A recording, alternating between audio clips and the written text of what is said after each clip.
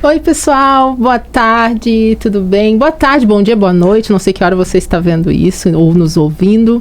Estamos começando mais um Pode Dizer, segunda temporada.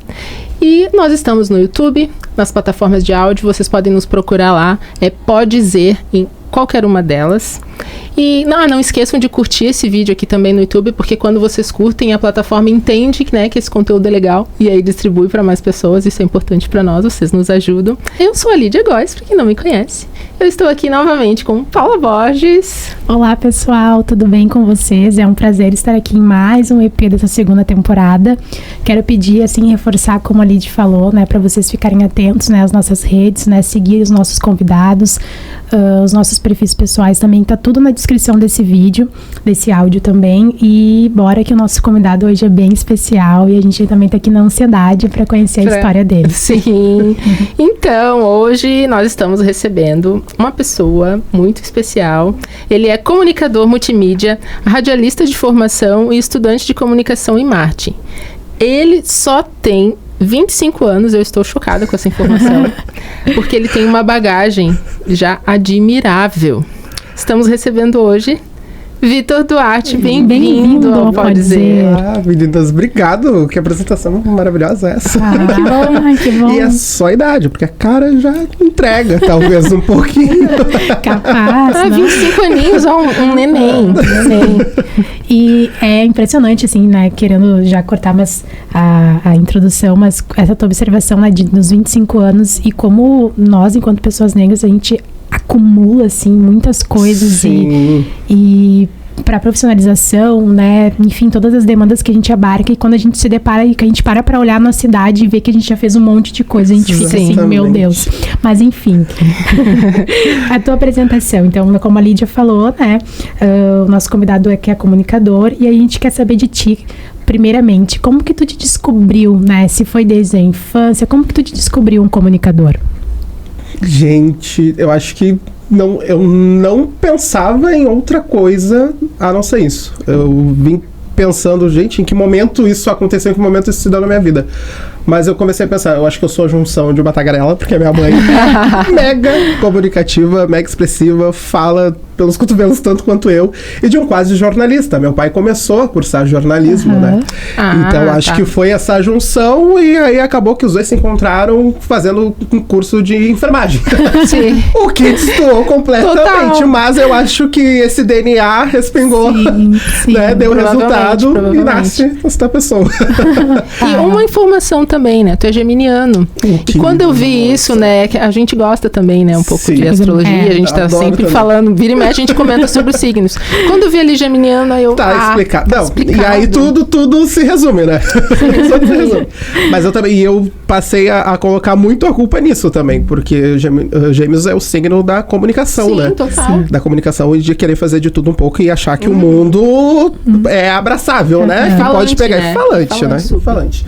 Não esquecendo do DNA, claro. Claro. Muito importante. Sim. Não, mas isso já te colocou, já te deu mesmo que eles não tenham se formado nisso, já te deu meio que um norte ali sobre a profissão. Exato, né? passaram muito longe, na verdade, né? Meu pai, pelo que a minha avó me contou uma vez, cursou, acho que em 3 semestres, ou até menos que isso.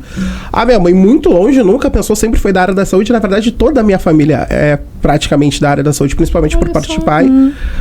A minha família materna tem alguns ali, né? Os mais próximos também, alguns são. Mas eu sou o único completamente louco que decidi fazer isso. E nunca, que nem eu disse, nunca pensei em fazer outra coisa da minha vida. Todas as minhas brincadeiras de infância eram essas. Era criar um microfone com materiais de casa. A minha avó tinha muita mania de ficar mudando a casa todo dia ou toda semana. Isso pra mim era a estreia de um novo cenário. Eu inventava os programinhas ali. Tem um novo cenário, ou era um novo programa. E assim eu ia. Assim eu fui. Tu vê, né, a importância da gente observar, né? Cada detalhe da nossa vida, e tudo é um reflexo, né? Tudo vai refletir no que a gente quer fazer de alguma forma. Sim, muito bacana. Uma curiosidade minha, por que tu acabou escolhendo comunicação e marketing? Tá, tudo a ver, mas por que não foi direcionalmente para a graduação em jornalismo? Tu não tem intenção de trabalhar? Não, eu comecei fazendo jornal.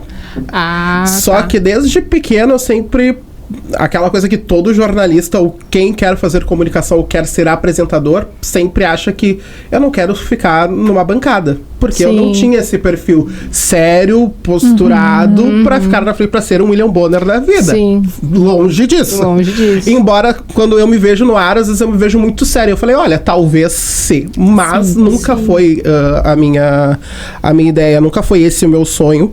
E muito menos ficar numa redação durante 8 horas, bastante. As minhas referências de comunicação sempre eram os animadores. Sempre era um Hugo, sempre era uma Xuxa, principalmente. Muito mais mulheres do que homens, mas não, até não pelo fato de eu ser gay, mas por elas terem muito mais dinamismo e ter outros aspectos visuais que agregavam, que eram muito mais atrativos do que os homens. Tipo, tinha o Silvio Santos, que era terno, com gravatinha e zoava com as mulheres. Tinha um Gugu com um monte de gente, sabe? Não, aquilo ali não me cabia. Mas quando eu vi uma Xuxa descendo de uma nave, né, na época infantil, né? Uma Xuxa descendo de uma nave, uma Eliana que sabe, tinha muitas coisas muito mais atrativas, informações que me cabiam do que os homens necessariamente. E aí, por isso, não migrei pro jornalismo, mas comecei fazendo a formação, comecei como jornalista. Eu digo que eu passei por todos os cursos de comunicação, isso é uma loucura. Aí vem geminiano total. Comecei fazendo jornalismo, aí eu trabalhava na escola de rádio e TV. Inclusive, eu tenho muito a agradecer, porque se eu passei por todo esse processo e cheguei aonde cheguei também são por causa dessas duas pessoas, que é o Marcelo Bira e a Gislaine, que eram os responsáveis pela escola onde eu trabalhei. Fui parar lá do nada também. Daqui a pouco a gente chega lá. Tá indo, mas aí fui fazer rádio e TV, me formei lá. Depois eu fui fazer produção audiovisual, porque eu falei, já me formei em rádio, né? Já sou radialista. Eu preciso de alguma coisa que me dê uma bagagem por trás das câmeras, né? Sim, porque importante. o câmera e a produção já tava ali e eu já sabia fazer. E aí, ali mesmo, eu já ia trabalhando com eles, ajudava os professores nas aulas, porque eu trabalhava e estudava lá, passava o dia, então 10 horas do meu dia praticamente era todo dedicado àquele ambiente, né? Voltei pra graduação pra fazer produção audiovisual, e aí eu não gostei porque era muito focado pro cinema, e eu falei, gente, isso daqui não tem nada a ver com o que eu tô fazendo, mas era um curso novo que eu tinha iniciado na faculdade, eu falei, vou fazer, né, uma graduação nova e tudo mais, e me arrependi, assim, claro, algumas coisas eu absorvi, foram válidas demais, mas não era o meu foco.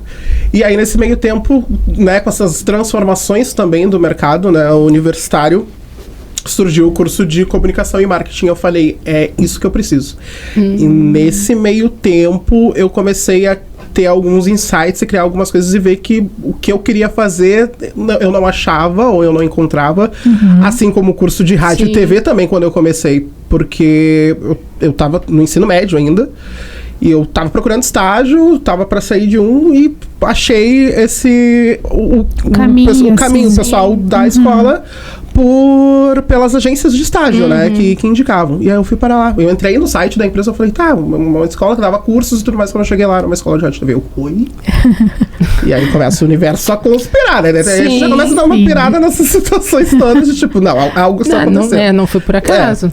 Mas segui. E ali eu fui me inteirando, fui vivenciando todo aquele espaço. E os insights que eu comecei a ter até foram ali durante o curso de rádio e TV de uma produtora, mas eu não queria ter uma produtora exatamente, eu queria ter um canal, mas só um pouquinho, tu não tem essa bagagem, tu não é o Silvio Santos, e a coisa vai acontecer de uma hora pra outra. É um canal de TV. Exato. Quando eu comecei a ter esses insights, era mais ou menos isso. Eu falei, tá, mas eu não tenho esse culhão pra ter isso agora, enfim. E aí foi que nasceu uma hub que depois eu fui entender que era uma hub de comunicação que agregava, né, esse universo com uma parte de agenciamento, porque daí vem toda essa questão de influenciadores digitais e tudo mais, e aí tem uma carência do pessoal de comunicação mesmo, né, dos formados dos graduados, porque qualquer um, né, virava influenciador, por assim dizer, e a galera que era formada mesmo acabava que não tinha tanto espaço. E esse pessoal que se formou aí, que ficou 4 anos ali e tudo mais, eu vi que, opa, a gente tem um mercado aqui que a gente pode trabalhar. Sim. Já pensei explorar. Tu tá falando da esfera, Exato. né? Que a gente ia chegar nessa pergunta, mas como já introduziu, então... Enfim, e aí começou, assim, eu entender que o mercado tinha algumas carências, o pessoal da área tava ficando de fora dessas transformações, alguns não estavam nem se adaptando.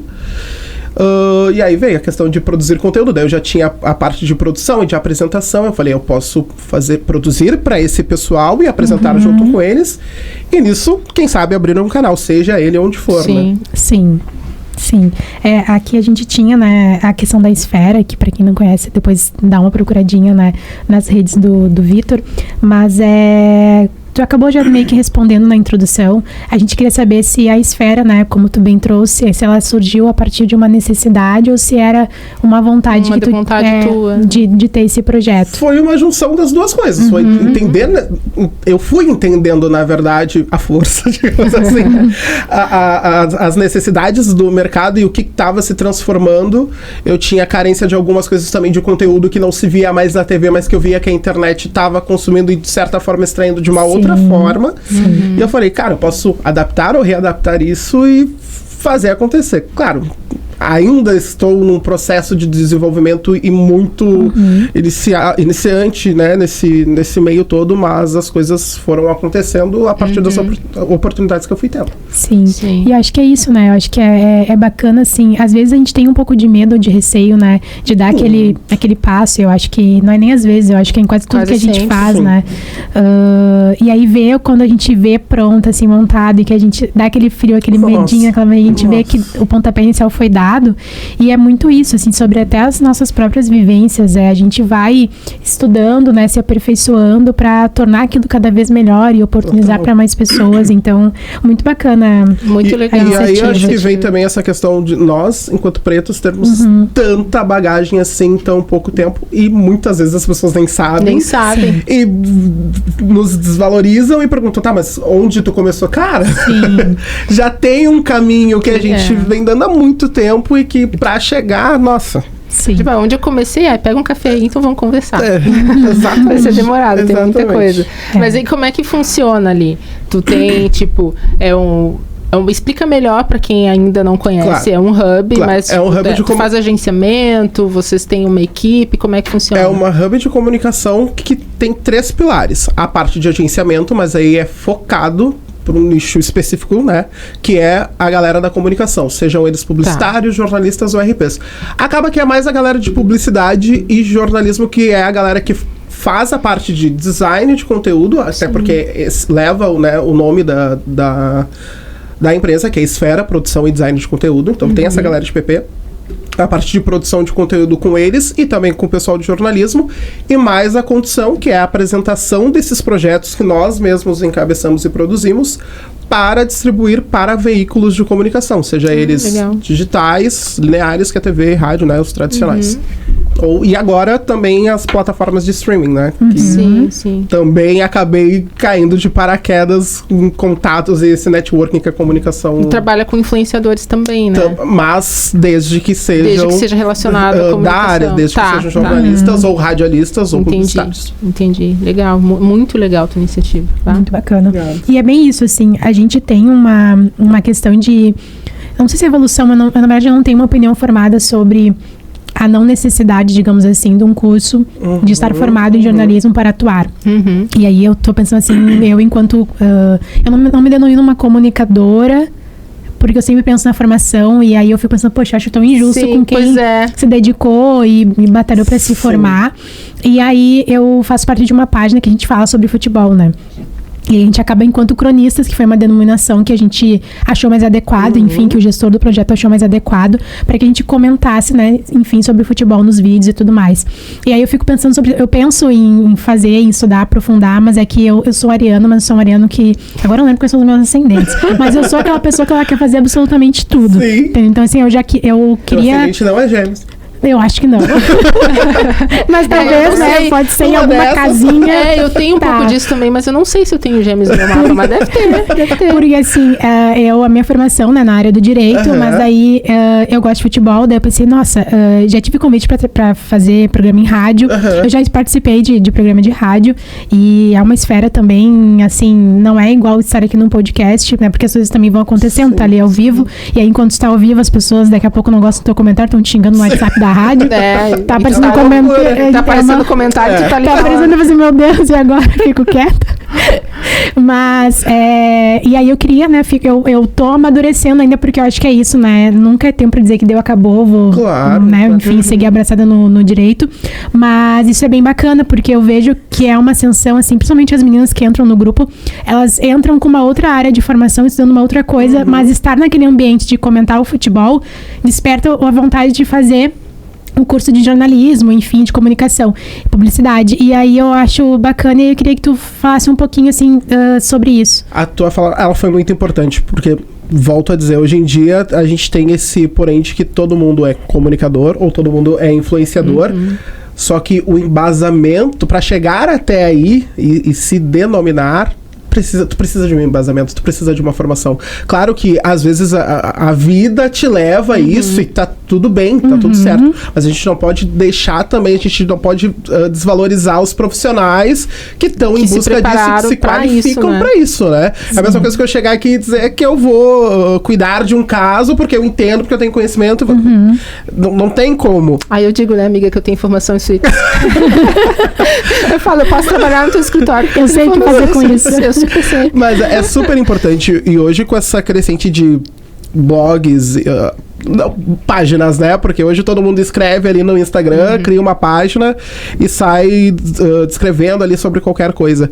Mas a gente reconhece, quem é da área vai reconhecer que, nossa, essa pessoa ela não tem os macetes necessários para conduzir um programa, para conduzir um site de notícias, né? E tudo isso é perceptível sim para nós. Talvez para um grande público que abrace tudo e fazer o quê? Não tem como a gente, né, bloquear ou impedir isso, até porque para fazer uma página só, né, tem um login, uma senha, enfim, e criar. Mas é importante que as pessoas procurem se qualificar na área, porque é muito necessário. Hoje não, eu já escutava desde sempre, talvez esse também foi um dos motivos de eu ficar meio assim com a questão do jornalismo, mas sempre entendi que não era, de fato, o meu DNA 100% da comunicação, que era, para ser jornalista não precisa de diploma. Cara, isso me dói tanto. Quando eu escuto qualquer colega de profissão, porque, né, a área da comunicação social são colegas, né, me dói tanto ouvir isso. Tanto. E assim também como me dói ver jornalistas em frente às câmeras sem a formação de radialista. Porque para te estar em frente às câmeras, tu precisa do teu DRT. E as pessoas não sabem disso. As pessoas acham que para estar à frente... Isso é importante porque muita gente não sabe. É bom mencionar. Para estar à frente de um programa, né? Conduzindo um programa, seja ele de rádio ou de TV, que é a formação de radialista, é essa. É rádio e televisão, né? Comunicador de rádio e TV.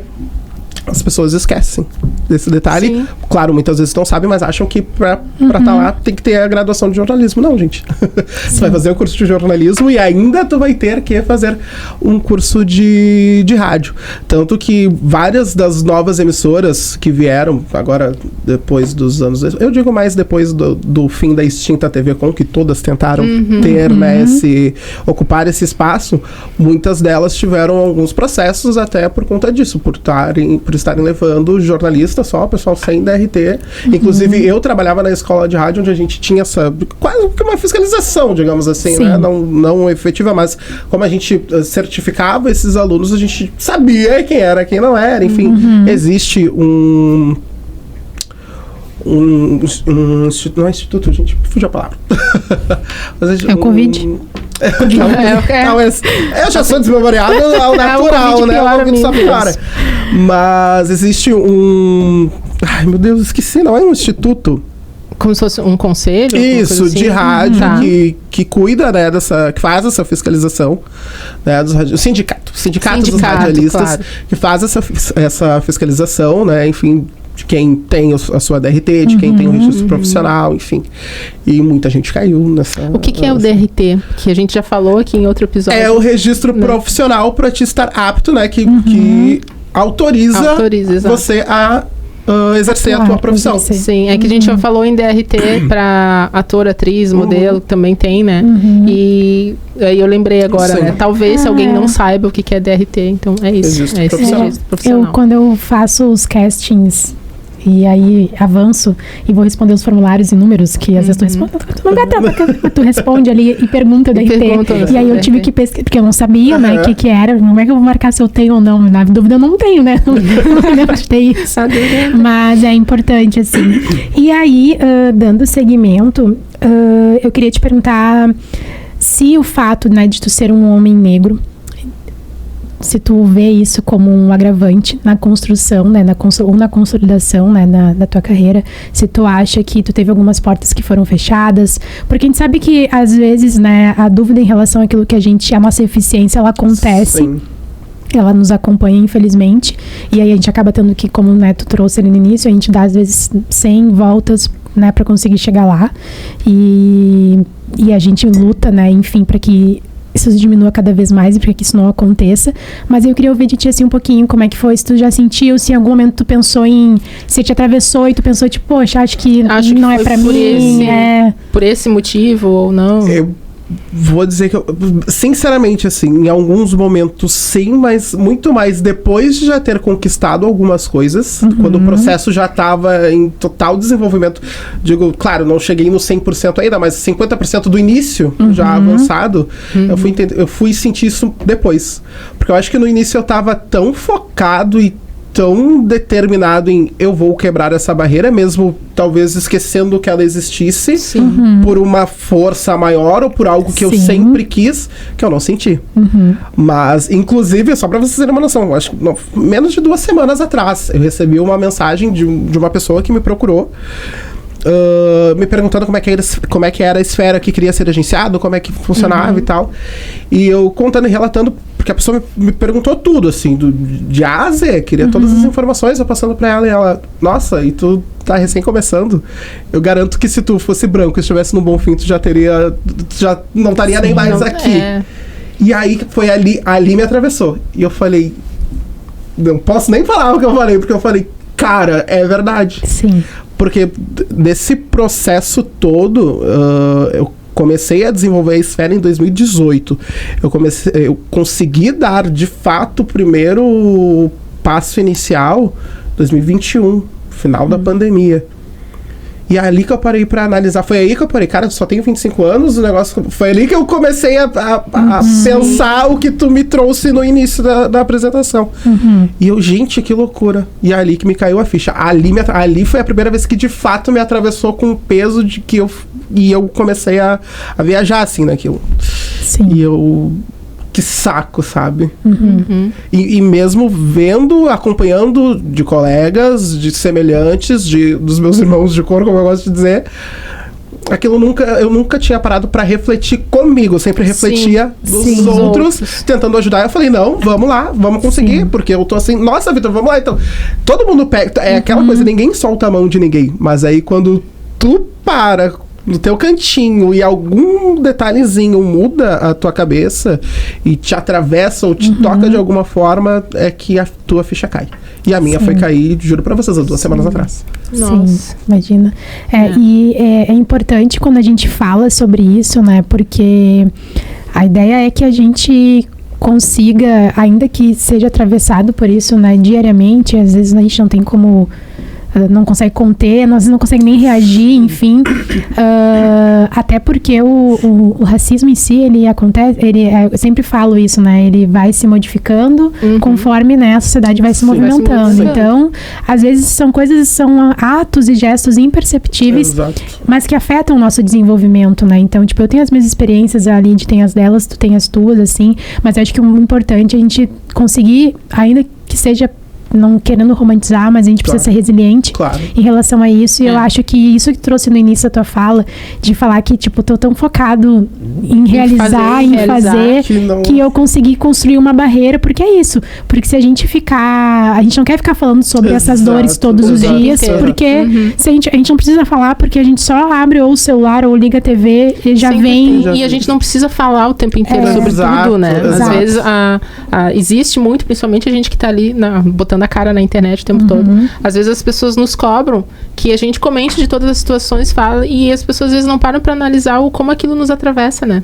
Às vezes é uma situação que aconteceu com outra pessoa, mas aquilo não bate legal na gente e tu não tá preparado pra lidar com aquilo, tu não tá bem pra falar sobre aquilo. E aí escolhe não falar, e aí a pessoa pensa que tu tá se omitindo, tu não tá se omitindo, tu tá se protegendo, né? Muitas vezes eu já me coloquei nesse lugar e eu falava, e eu me sentia culpado por talvez nossa, será que eu não estendi a mão? Será que eu não fiz o meu papel? Sim. E aí já começa uma autocobrança também da gente, sempre em relação ao outro, mas é aquela coisa, a gente tá passando por isso todos os dias, a qualquer momento. É 24 horas. E estamos todos juntos, não dá. Mesmo que a gente nem conheça ou não fale sobre aquilo, a gente tá sentindo junto. A gente sente junto, então, E isso é uma questão, né? Adoece muito. Total. Porque a gente, às vezes, se pega nesse autoquestionamento, como tu disse, tipo, nossa, será que eu tô deixando de fazer alguma coisa? Será que eu não estou usando a minha rede social ou o meu alcance, enfim, da forma que deveria, né? Então a gente às vezes fica nesse questionamento e acaba se e aí a gente fica,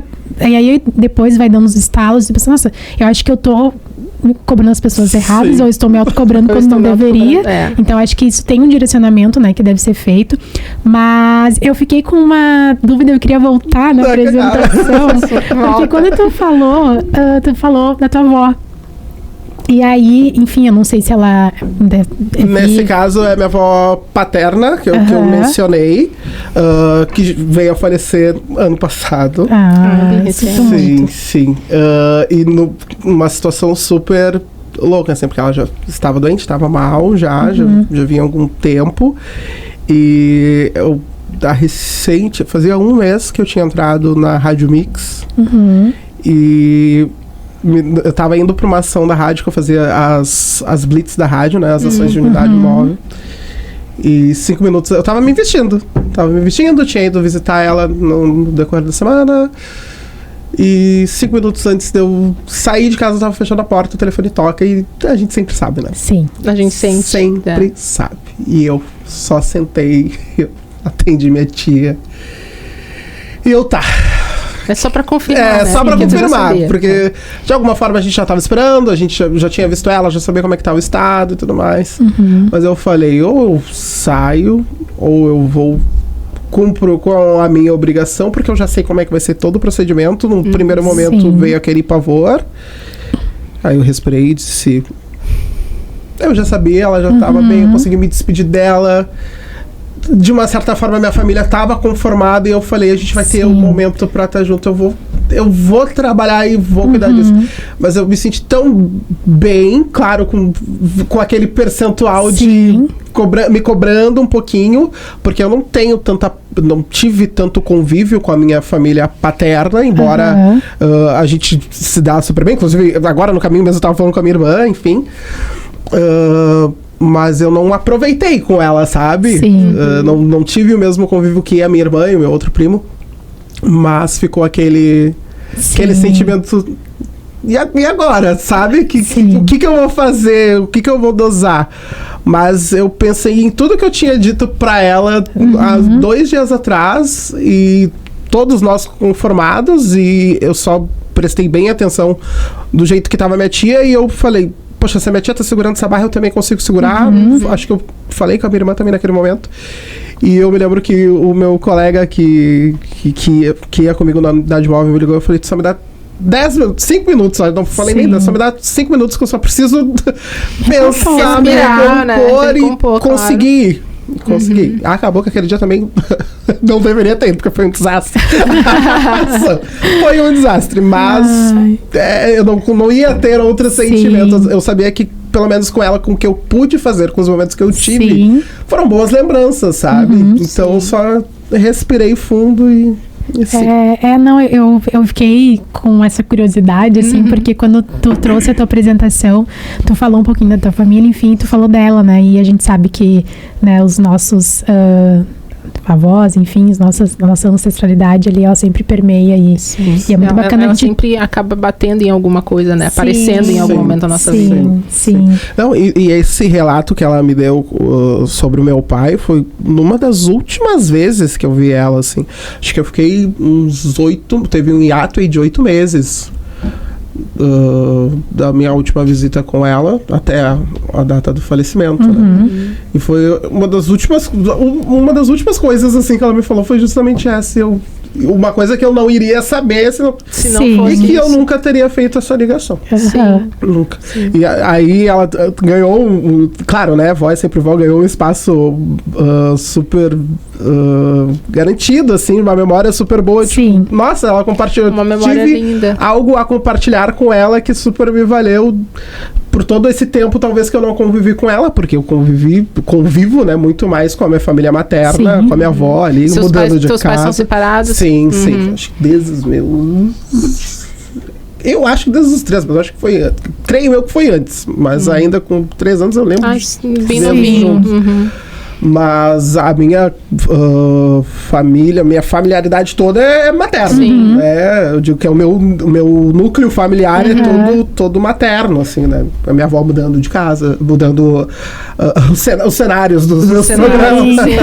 Né? Eu assistia muita TV e muitos programas, até mais os femininos, por conta da minha avó. Programa de fofoca, Tarsoda, Palavra de Mulher, com a Marley Soares. É bem coisa de vó. Bem coisa de vó, total. De culinária também. Culinária, a Kátia Fonseca. A Kátia, sim. E a minha mãe também acabou indo por esse caminho, porque minha mãe muito tagarela, mas também muito telespectadora total, assim, desses programas. Minha mãe chorava assistindo o Netinho de Paula com o Dia de Princesa. Nossa, Quem não ela não era a única. Gente. Quem não queria ser a princesa do Netinho? Poxa. Graças a Deus eu desmistifiquei isso, porque eu achei que ela era a única. Não era todo domingo. Nossa, eu sonhava, eu olhava. A gente tinha uma TV bem pequenininha, era uma CCE, 14 polegadas. CCE é tradicional. Né? Quem não teve? E aí, olhava assim, domingo, tinha que olhar ali o Netinho. E eu queria saber que era a princesa. E o detalhe, desculpa te interromper, mas só esse parênteses, que o Netinho era a única referência que eu tinha. Então, eu ia tocar nesse assunto. Não tinha essa referência de um homem negro na TV. Entretenimento, no domingo e de uma forma completamente diferente do que os outros. Exato. Toda vez que eu me lembro do Netinho, cara, esse programa... E ele continua até hoje, claro, que o que ele fez com a carreira dele, até com situações pessoais, não foram muito legais, e isso contribuiu para que ele fosse, né, desvalorizado. Mas é a única lembrança que eu tenho. A única referência masculina que de fato eu gostava de assistir e ver a minha mãe chorando todo domingo era ele. A minha mãe também. Minha mãe também assistia sempre. Minha mãe é geminiana também, que nem tu. Então minha mãe é falante, comunicadora, super. Mas ela chorava? Ela chorava. Mas a minha mãe não. Eu acho que ela tem um câncer no mapa dela, alguma coisa, porque a minha mãe é muito chorona. Minha mãe chora com a propaganda do Zafari. Todo ano. Imagina. Sempre. Então, não sei, tem algo muito emotivo ali nela. Mas ela tem esse lado também de muito comunicativa, de muito falante e de querer fazer mil coisas também ao mesmo tempo, abraçar o mundo inteiro. Tradicional. Mas também é muito, acho que, da vivência de pessoas pretas, ter essa coisa ali, né? E esses se identificar de família, se identificar com as histórias que ele trazia. Com toda aquela montagem, né, que se tinha. A gente hoje, com o letramento e estudando, se a gente for parar por olhar o programa, enfim, como ele era realizado, a gente vai encontrar várias coisas para se debater. Mas naquela época, onde a gente não viam pessoas, meninas, adolescentes negras, né, tendo aquele cuidado, eu olhava assim, meu Deus, ele chegava naquele carrão, uma comunidade, eu realizava o meu quarto, eu tinha já na minha mente desenhado como eu queria que ficasse o meu quarto depois da vida do Netinho. Vocês chegaram a mandar carta alguma vez? Não cheguei a mandar. E aí é uma coisa que eu sempre paro pra pensar, assim, como a gente não tinha acesso a entender como as coisas funcionavam, né? Sim. Porque eu cheguei tentando entender por que quando novo, enquanto criança, minha mãe nunca... Esses dias eu troquei uma ideia com ela sobre isso. Por que a gente nunca tentou? Tipo, ela sabendo, a gente vivia assistindo TV e ela... Mas a gente não tinha noção de como era. Como funcionava. A única oportunidade que eu tive enquanto criança foi uma agência de modelos. Uma vez eu cheguei a fazer um book, mas eu falei, cara, eu não quero ser modelo, não quero ficar desfilando. Sim. Mas eu não sabia até onde podia ir, sabe? O que esse caminho poderia me levar, e acabei perdendo uma baita de uma oportunidade. Porque eu cheguei a fazer acho que uns 2, 3, com exceção do book, acho que uns 2 trabalhos nessa agência. E eu nunca parei pra pensar nisso, como a gente não tinha acesso e conhecimento de como as coisas funcionavam, né? Verdade. E aí acaba que é um privilégio, né? Sim. Quem consegue acompanhar. Eu, por exemplo, o meu pai, ele não, naquela época também, ele não foi alfabetizado. Então, meu pai, ele não sabia ler, só sabia escrever um nome. E a minha mãe, dentro das imitações dela, ela fez até, naquela época, ela tinha acho que até a 3ª ou 4ª série. E então lia com uma certa dificuldade. Então, assim, eu lembro que a única ação que a minha mãe fez de fazer era que tinha o relógio do Seninha. Eu amava o Ayrton Senna. E aí o relógio do Seninha. Sim. Eu tinha também. Bom, eu sou apaixonada por Fórmula 1 até hoje, né? Então, eu era super fã do Senna. Que eu lembro que foi a única coisa que ela fez de pegar e nos correios mandar, acho que era os negocinhos que a gente juntava, mandava pra eles mandavam um relógio pelos correios. Foi a única, porque assim, eu atucanei porque eu tinha que ter o relógio do Seninha, gente, era inconcebível. E aí ela disse, tá, e aí eu lembro assim disso que foi o marcante, mas claro, o acesso, e hoje a gente ainda enfrenta isso, né, porque a gente sabe que muita gente tenha telefone celular, mas assim, a gente vive casos, né, de violência, de mulheres que não têm acesso a celular e internet, que enfim, o marido esconde, ou enfim, elas têm o celular escondido dentro de um pote de arroz, sabe? Então assim, a gente tem várias dificuldades, né, e até se pesquisa muito de como assessorar essas mulheres, né, que estão nessa situação, porque a comunicação ela não chega, e a gente, ainda que tenha um acesso muito grande e a facilidade de conseguir expor algumas coisas, de ter o acesso, ainda tem muita gente que não tem, gente que não tem água, entendeu? Aí a gente vai pra outra história, não vai, é complicado.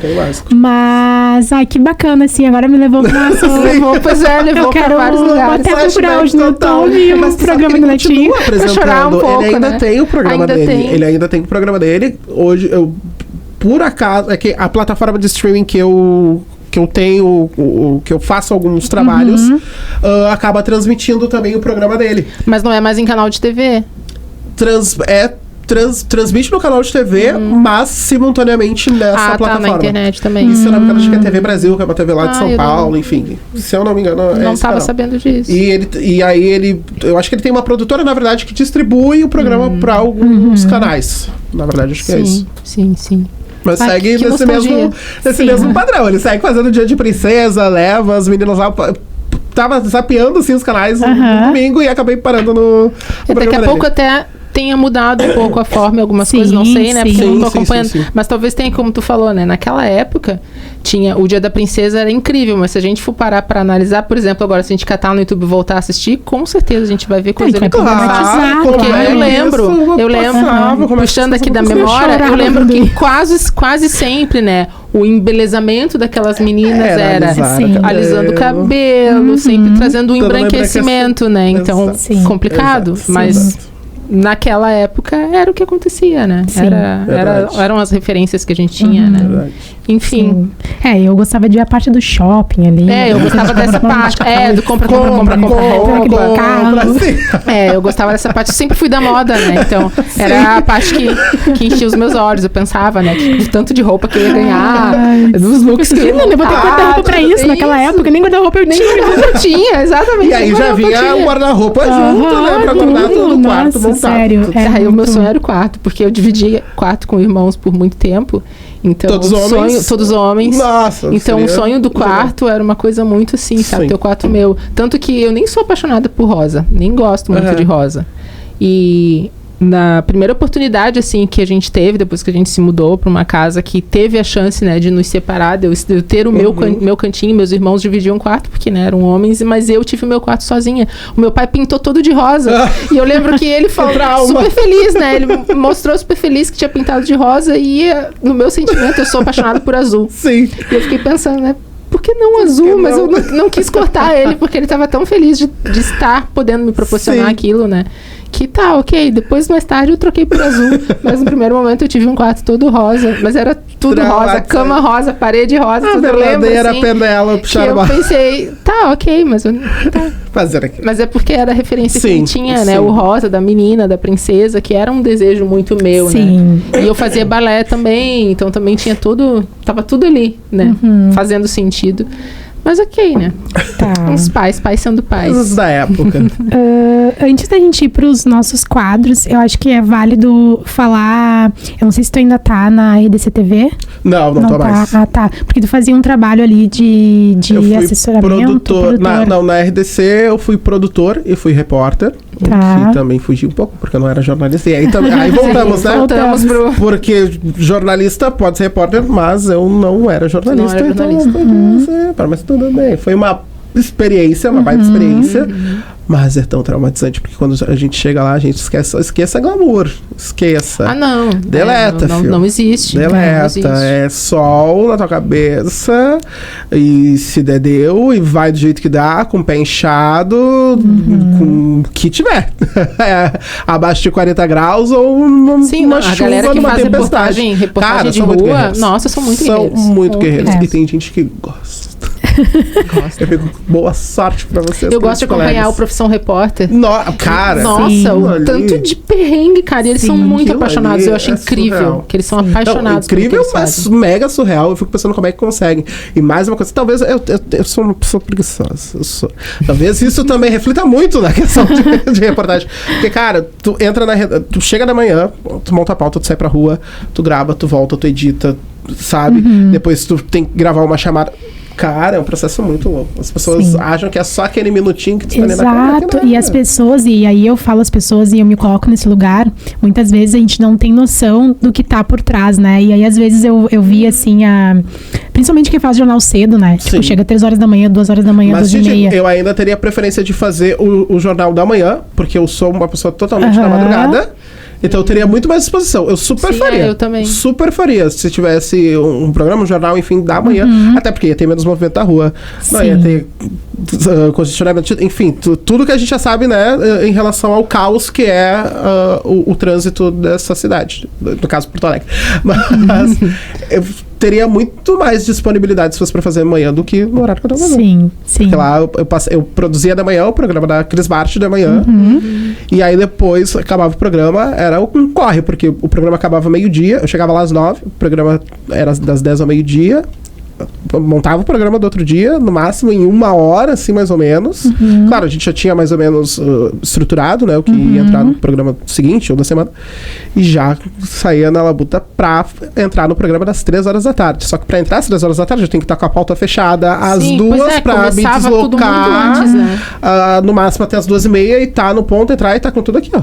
Sim. E nessa cabeça geminiana, amor, pra tá com o texto ali, vai achar que texto. Muito bom. Então agora a gente pode se encaminhar para os quadros, né? A gente tá indo pro finalzinho, assim. Ai, tô muito legal essa conversa, sério. Tá de ficar aqui tarde inteira falando. Mas acho que também esse quadro vai ser importante para de repente trazer algumas situações, né? Da tua experiência. Histórias legais também. Então, indo para os nossos quadros aqui, eu vou dar início, depois a nossa host aqui, Lid, segue apresentando os outros, mas agora a gente quer ouvir de ti uma situação que aconteceu contigo, né? Pode ser uma experiência, mas que tu olhou e disse, meu Deus, era cilada. Era uma cilada. Não era amor, era cilada. Ser repórter foi uma cilada. Foi uma cilada. Porque eu fui convidado pra ser produtor, né? Mas é aquela coisa, a gente nunca diz não, né? Só que num primeiro momento me chamaram pra fazer um freela de reportagem. Eu falei, tá, um freela de reportagem, vai ser todos os dias. Beleza. Que nada. Eles gostaram. Eu falei, é sério que vocês gostaram? Eu nem me dediquei tanto. Eu nem fiz com tanto amor isso, não. Eu só fiz um instalo ali, foi. Nem foi a minha melhor entrega. Não foi. Mas aí depois olhando eu falei, não é que não querendo fazer, eu fiz um negócio. E olha que agora, antes de começar, ela falando que eu não gosto de me assistir, eu não gosto de me escutar, eu não gosto. Quando eu olhei, eu falei, mas não é que eu fiz direito esse negócio. Poxa, eu não queria ter feito tão bem, mas assim, até, poxa. E foi, não, pior que foi. E eu, tá, vamos, abracei a causa, mas foi cilada, Vitor. Foi foi cilada.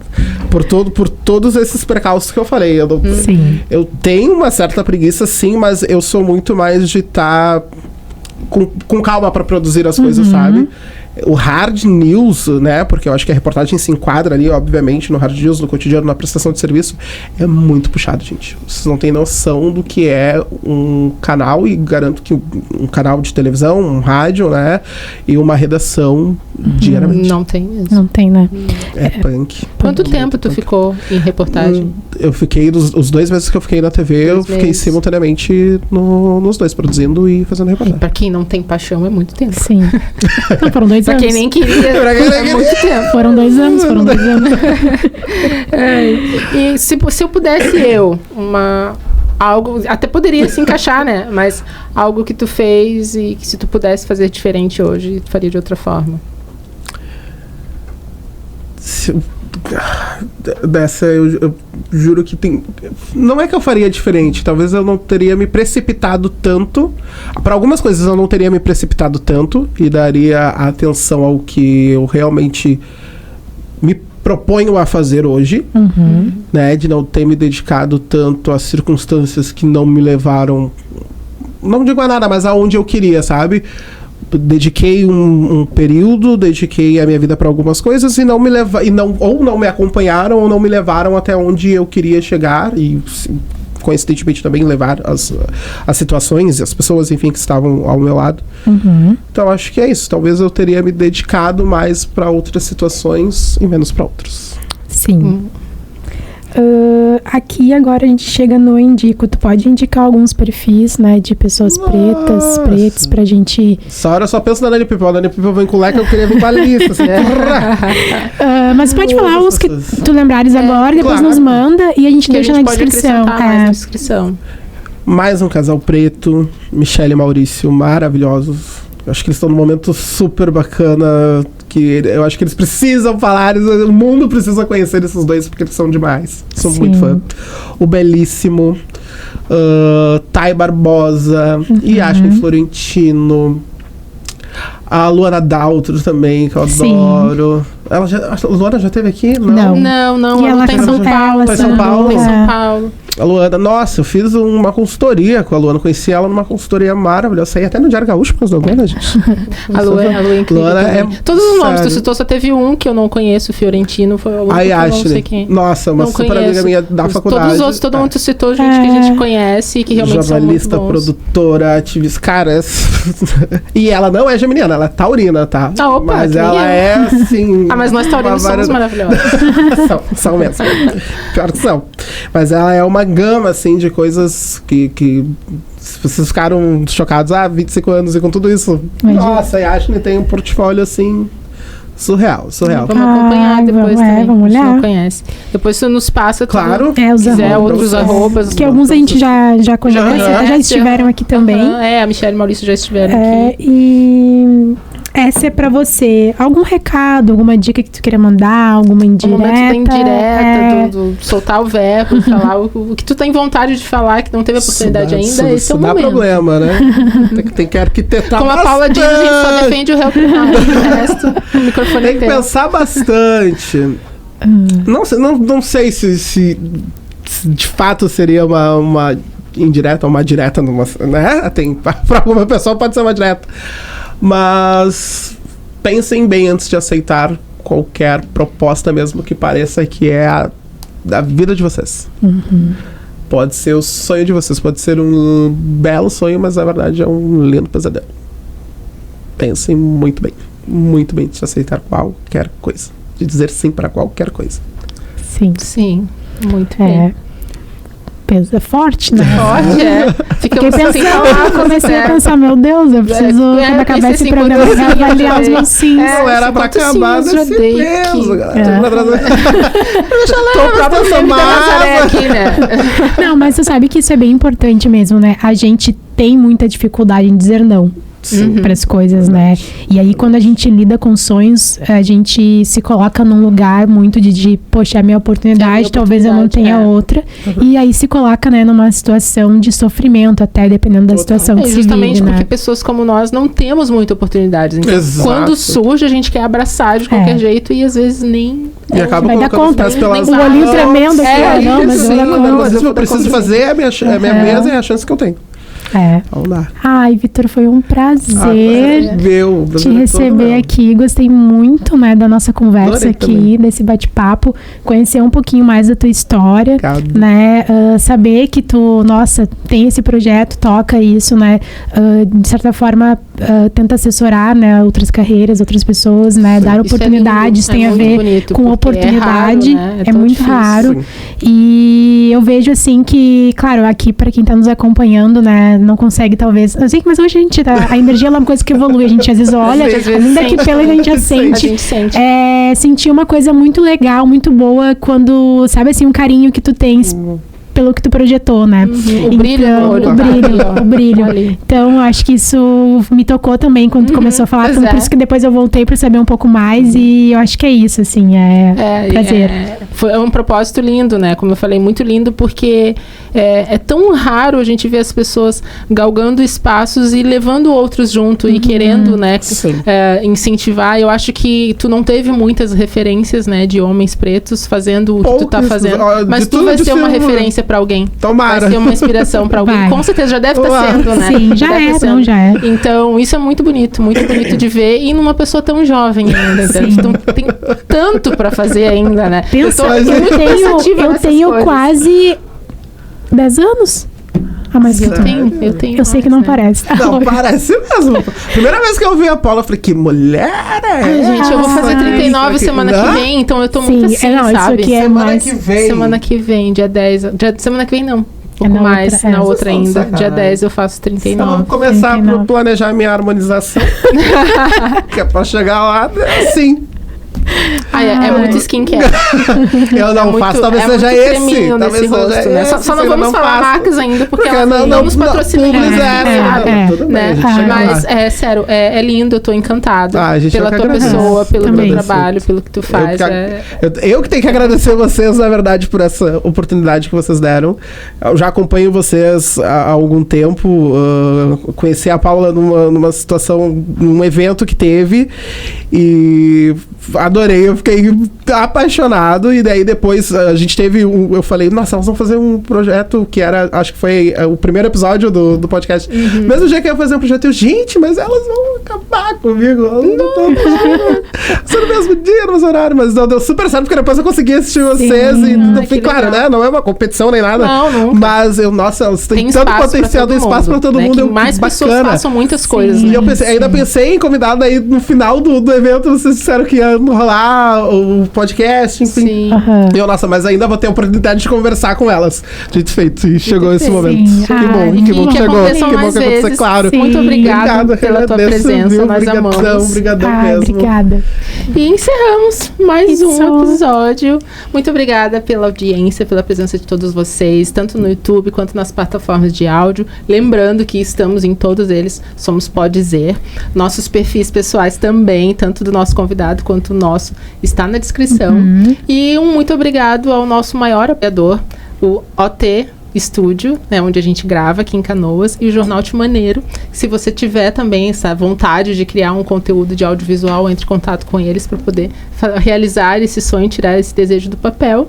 E até o próximo encontro nosso. Daqui uns dias estaremos de novo aqui gravando. Nós estamos no ar todas as quartas-feiras às 19 horas, direto no YouTube e nas plataformas de áudio.